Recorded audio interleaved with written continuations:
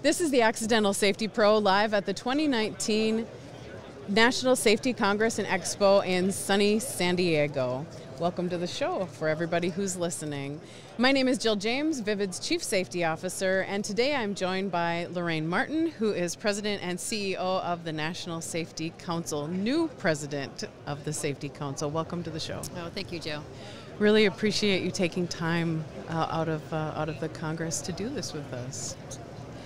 So I was explaining before we started recording that the podcast is all about people sharing their stories and how safety kind of came into their life, understanding that we all kind of came at it accidentally, as the pun of the podcast intends.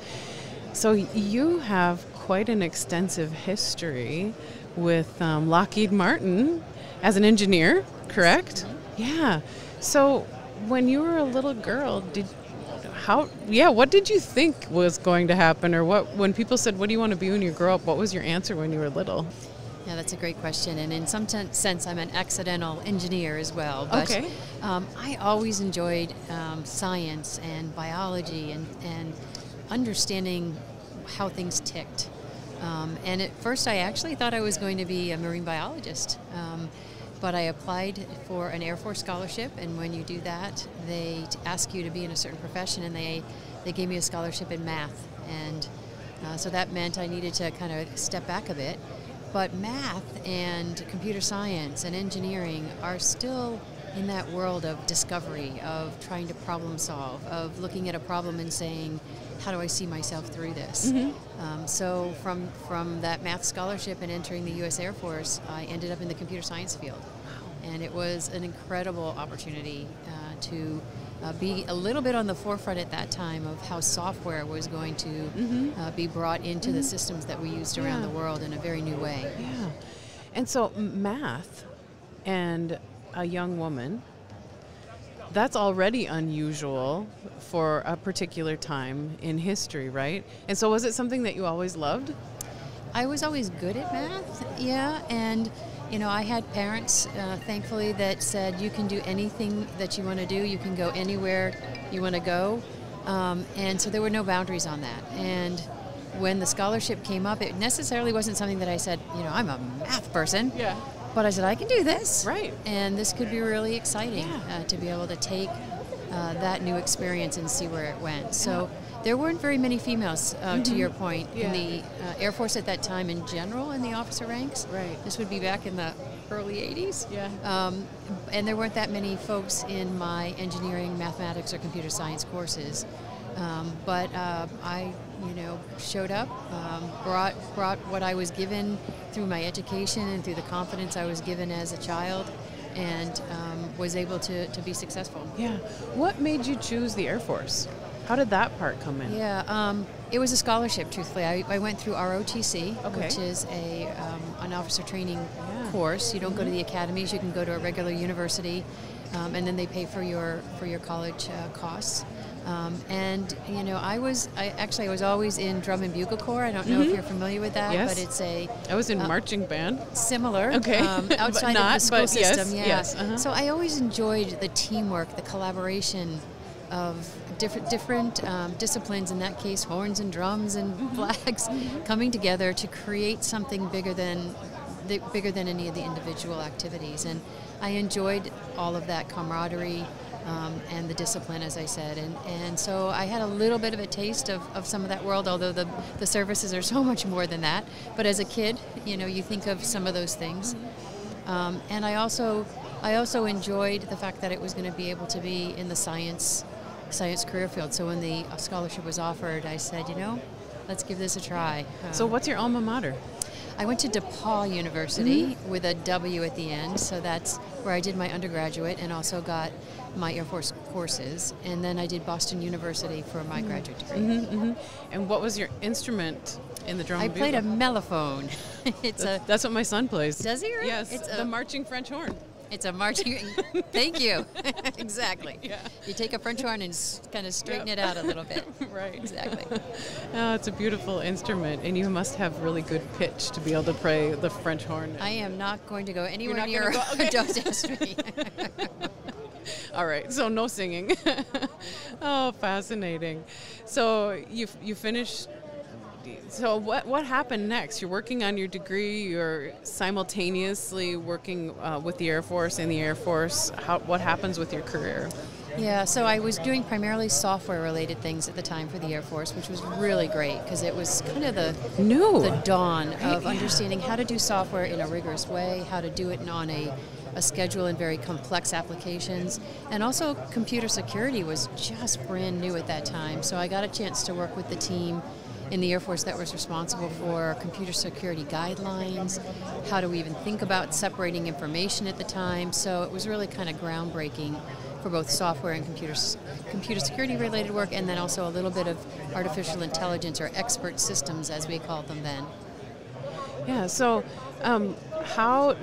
were there points in time where you saw safety weaving in as you're looking back at your career now? Yeah. So I would say in the Air Force and any of our service members, you know that what you're coming to do every day is to protect our nation.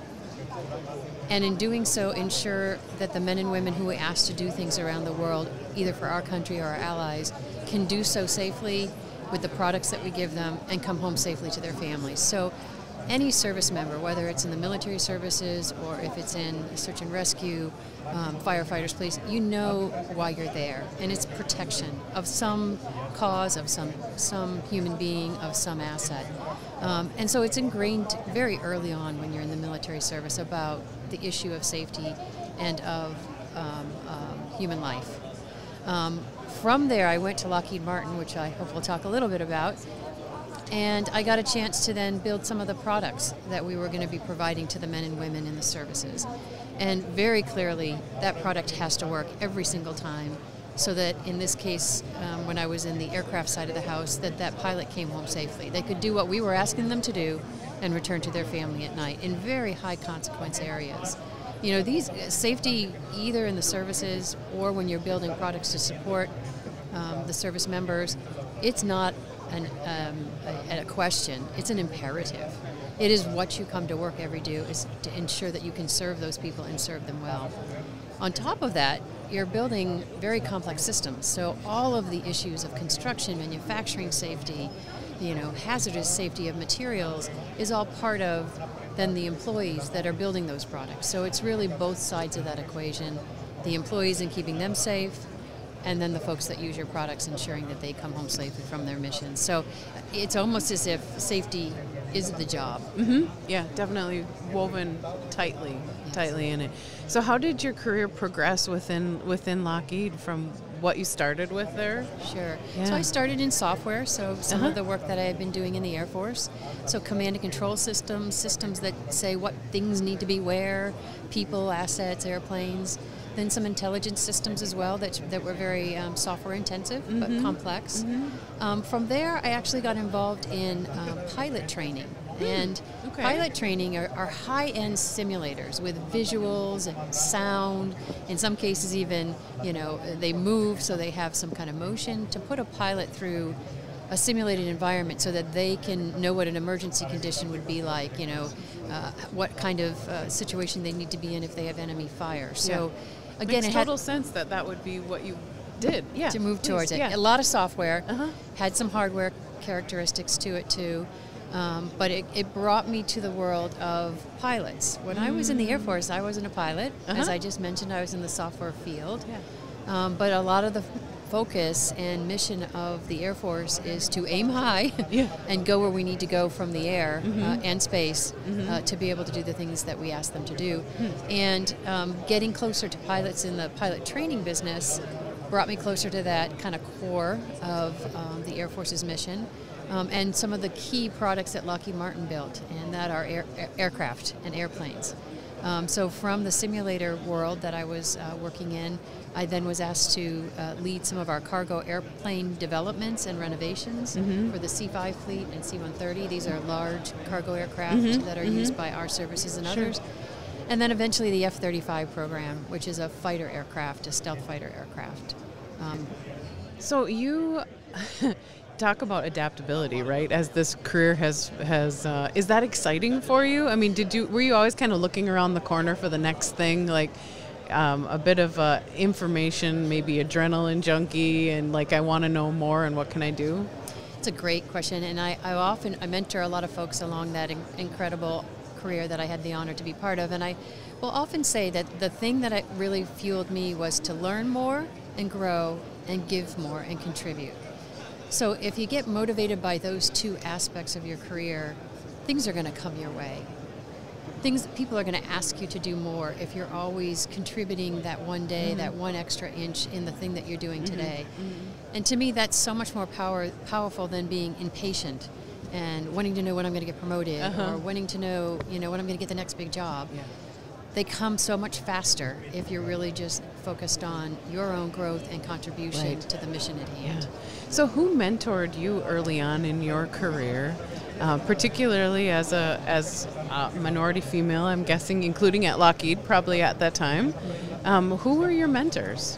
That's a great question. I had someone in the Air Force early on, Captain Joe Itz, and he was amazing because he also, like my parents, just said you can do anything. There were no boundaries, and that really helped starting in my career to make sure that I had that perspective. As I came into Lockheed Martin, there were a variety of mentors and coaches all along the way. The corporation, as many big aerospace and large corporate global organizations, are very intentional about providing mentorship, providing support for understanding what next and giving you those skill sets. So it's baked into the cake, essentially. It is baked into the cake. And those mentors were all kinds of folks from all different diversity and disciplines as well, which I think is very powerful. Yes. You don't just want to have engineers or software folks helping you, maybe get a mentor who's the general counsel. They're going to give you a very different perspective. Yes. Especially as you grow in your career as a leader, you need to understand all those different facets of the business. That's right. That's right. So at what point in your career, this is something that I've been coming to the realization of in the last couple of years, where you become the mentor, right? And I think along the way, you gather people who see that you might be able to give them something, so they just kind of naturally come to you, and you need to be open and know that that's the engagement that's coming your way. You're supposed to be giving back. But I actually had an event that was a little bit eye-opening. It was a tipping point for me in my responsibility to be a mentor.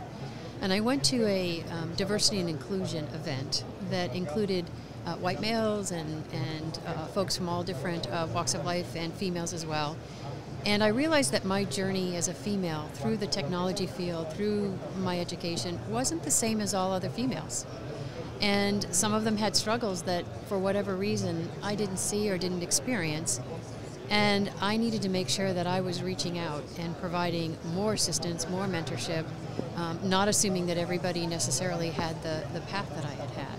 So it was a big wake-up call, and it was a switch for me immediately that I needed to show up and to add more to show that people like me, people like whoever somebody thinks they are, can be successful.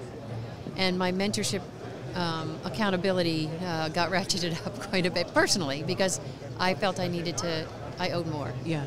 Is that where the Pegasus Springs Foundation came from? Well, the Pegasus Springs Foundation is primarily founded, thank you for asking about it. Yeah. It is a nonprofit that my husband and I have formed recently that is focused on educational equity and having that conversation here in the U.S. primarily for teachers, for student leaders, about how we make sure our unconscious biases aren't leaking into how we educate, train, and collaborate as educators. Sure.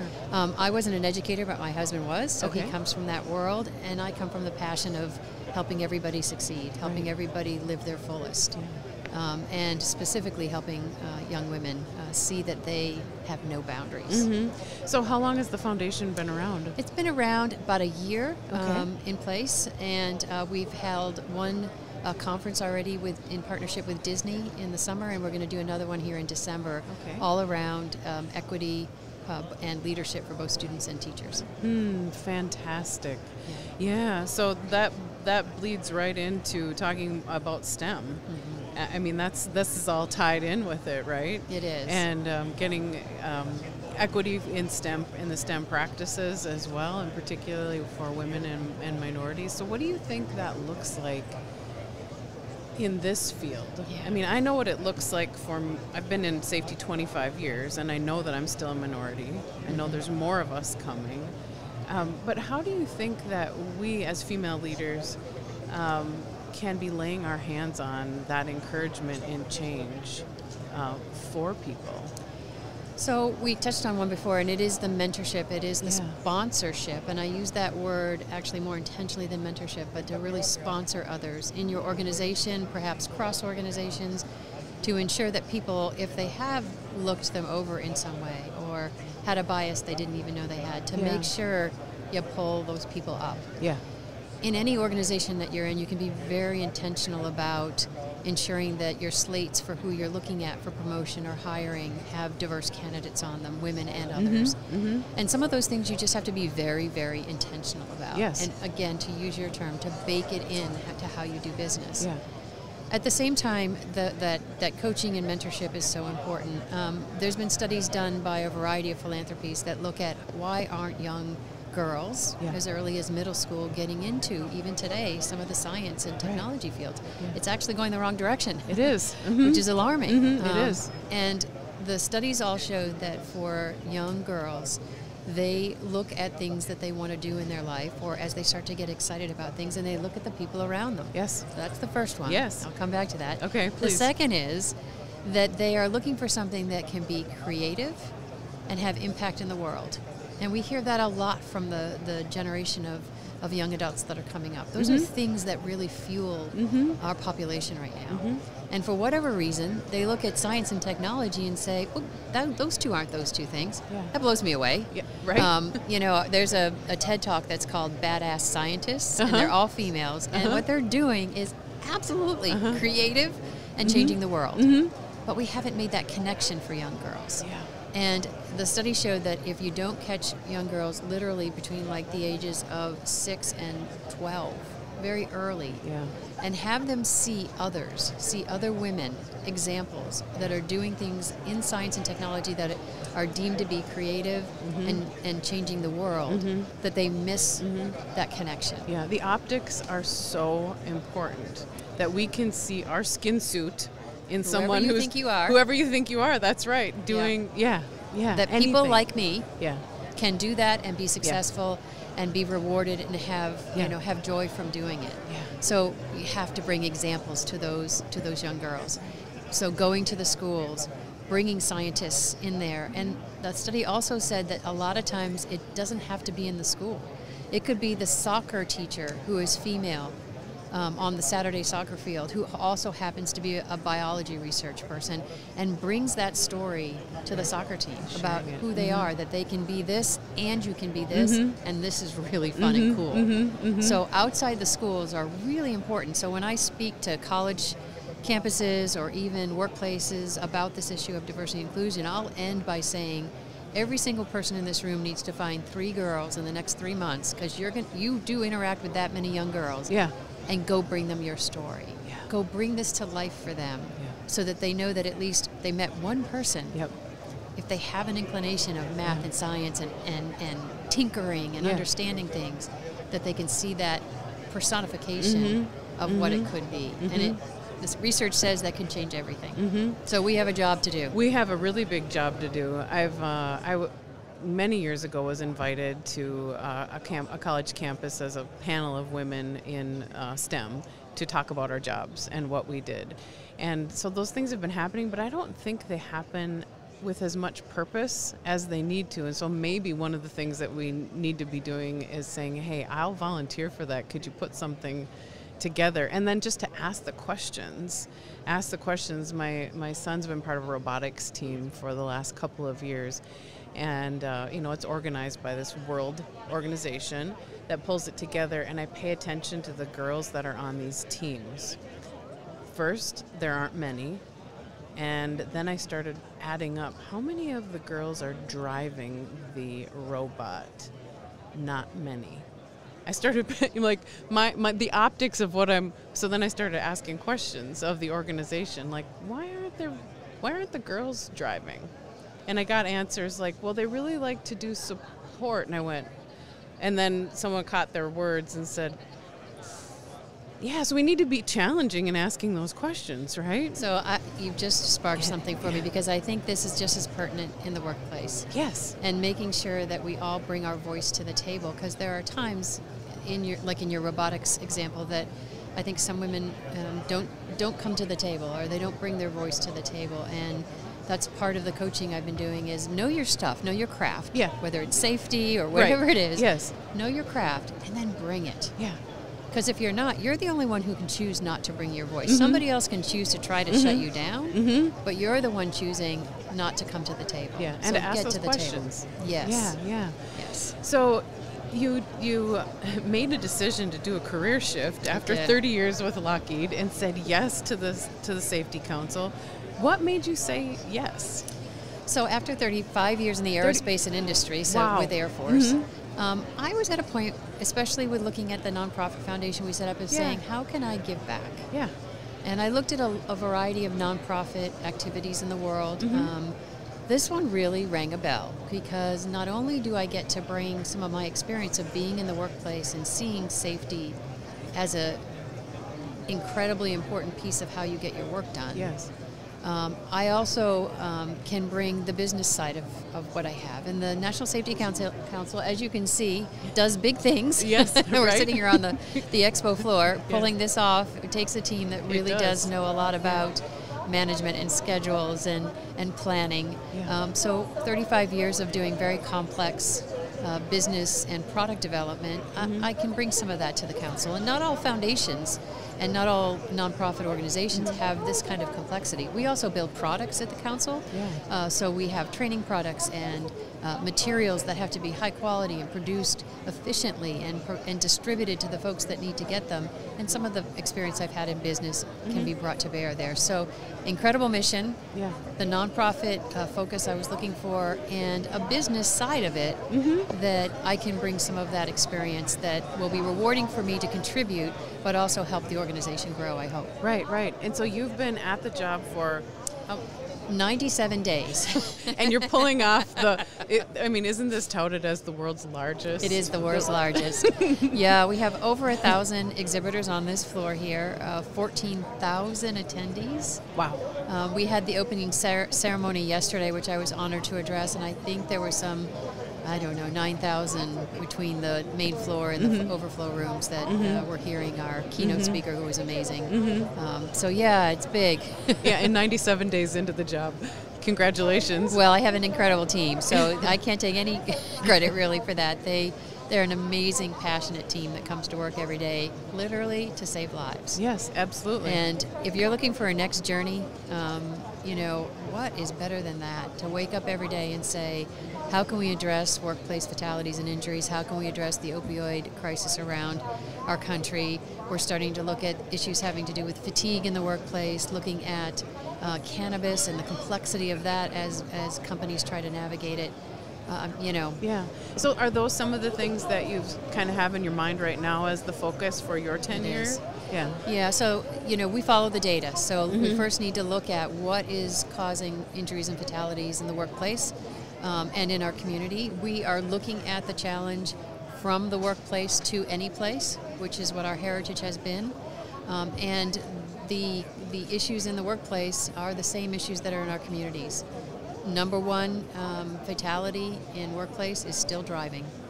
We ask a lot of employees to get in vehicles or to be around vehicles, and unfortunately many of them have incidents associated with that. So we've got to double down on defensive driving techniques, and we have some toolkits for workplace on the issue of driving.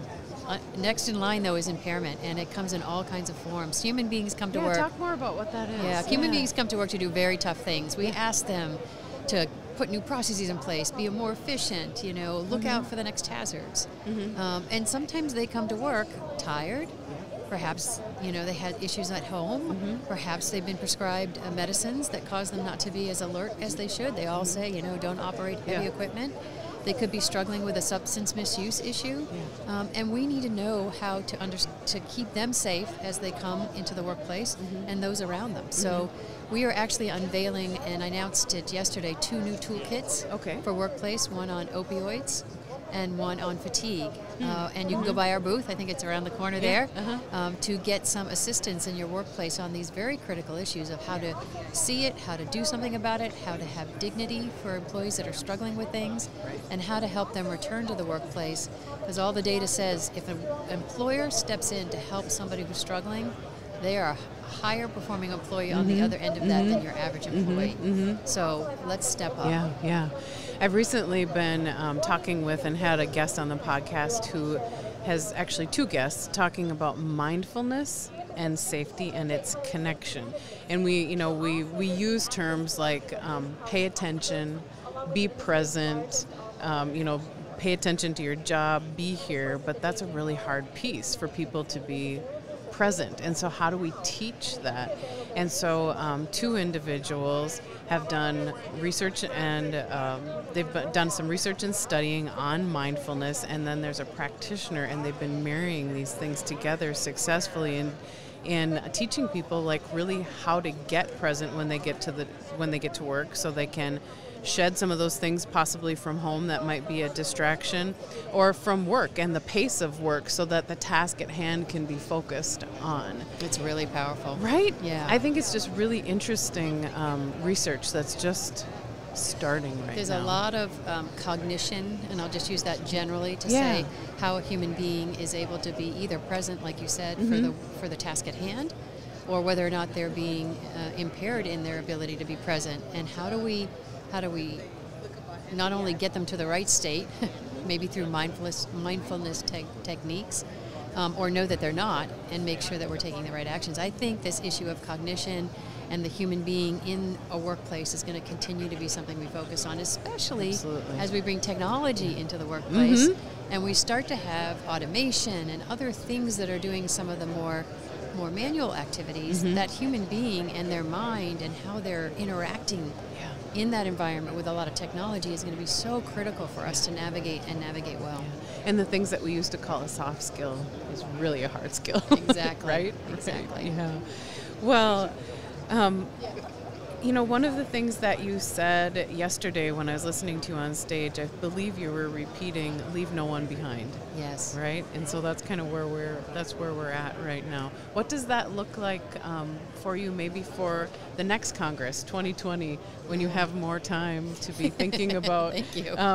Right? Educational equity and collaboration and not leaving people behind as you continue to plan? It's going to take all of us, the accidental safety professionals. Yeah, what can we do? Yeah, you've got an audience of safety professionals. What would be your ask of us? I gave a little bit of that call yesterday, and I think it is to show up where the work is done and go to where we're asking employees to do things, whether it's construction sites or whether it's their office work environment, or in my case, getting inside the wings of a C5 to try to address the fasteners in there.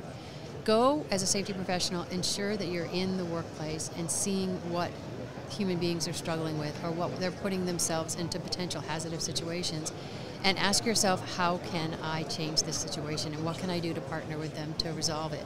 I say that not only to our safety professionals, but I say it to all leaders in all organizations. This is your job, and this is how, you asked me at the outset, I became an accidental safety professional. And it is because when I was a leader in a big organization, helping organizations build complex systems, I made it my job to show up to the workplace and see what people were struggling with. And sometimes it's struggling to get the job done on time and on schedule, and sometimes they're struggling because there's hazards in their way. Yeah. And if you don't go and ask the question to the people doing the work, what's in your way? What's hard right now? You can come up with very simple questions that are open-ended, and you're going to get a flood of information. Exactly. Show me how you do your work. And then do something about it. Right, yes. Which is, sometimes we ask and then don't follow through, and then, nobody's going to tell you anymore. Right, all credibility is lost. You got to have your ears open, and then you have to take action. Yeah. So we need to go, and we need to be a call to arms to show up, be a leader, ask the employees what they most need, and make sure we're providing it. Lorraine, thank you. That's you. wonderful. Appreciate it. Appreciate your time. Good luck with your position. Thank you. Yeah, I think this is a great Congress. You're getting a great start. Thank you so much. Appreciate it, Joe. Yeah, you're welcome. And thank you all for spending your time listening today, and more importantly, thank you for your contribution, making sure your workers, including your temporary workers, make it home safe every day. If you'd like to join the conversation about this episode or any of our episodes, follow our page and join the Accidental Safety Pro community group on Facebook. If you aren't subscribed and want to hear past or future episodes, subscribe in iTunes, the Apple Podcast app, or any podcast player that you'd like. You can also find all of the episodes at vividlearningsystems.com/podcast. We'd love it if you could leave us a rating and review us on iTunes. If you have a suggestion for a guest, including if it's yourself, please contact me at social@vividlearningsystems.com. Until next time, thanks for listening.